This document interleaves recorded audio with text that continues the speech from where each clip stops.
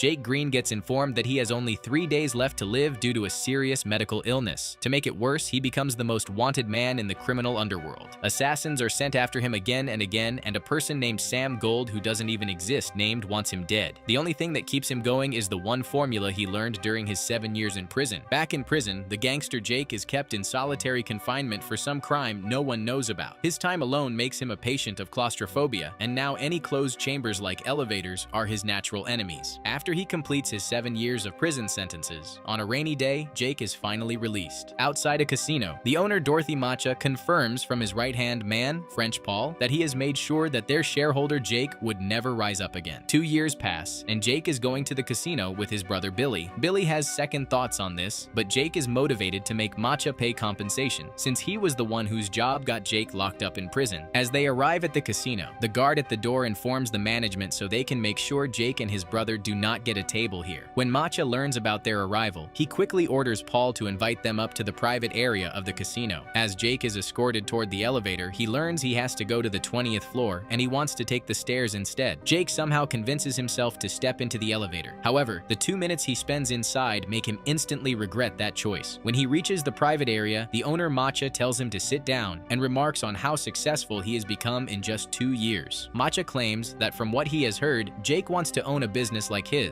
but he intends to show him his real place and says that he can never be more than an employee who will always need a master. Jake ignores the threats from his former mafia boss and places a fortune on a chip toss with Raid, which he ends up losing. He makes Macha think that he is as foolish as someone can be, and then he places the same bet with him. This time he wins big and walks away with a huge amount of money. As he is about to leave, Paul appears and asks him to return to the table, but Jake and his brother refuse. While they are about to exit the casino, a chubby-faced man hands Jake a card and tells him that he is in serious trouble and that he can help him get out of it. This time, Jake's claustrophobia pushes him to take the stairs instead. There he looks at the card, which tells him to take the elevator. Jake suddenly faints and falls down the stairs, after which he is rushed to the hospital. Meanwhile, Macha tells Paul that Jake is nothing but a red flag. He reminds him that the man has spent 7 years in a cell and brings up an incident involving his sister-in-law, then tells Paul to have him murdered. Later at the hospital, the doctors inform Jake that they have found no clear reason for why he blacked out, but they have taken blood samples and the results will be ready in a few hours. Jake goes home and leaves Billy behind to handle some chores. When he reaches his place, he finds another card lying at his doorstep that tells him to pick it up. As Jake bends down to grab it, several bullets fly past him and instantly kill the 2 men escorting him. It becomes clear that Macha's assassin has already been waiting there. Jake tries to wake Joe but realizes he is dead from the gunshot. He quickly gets into his car with the driver, but before the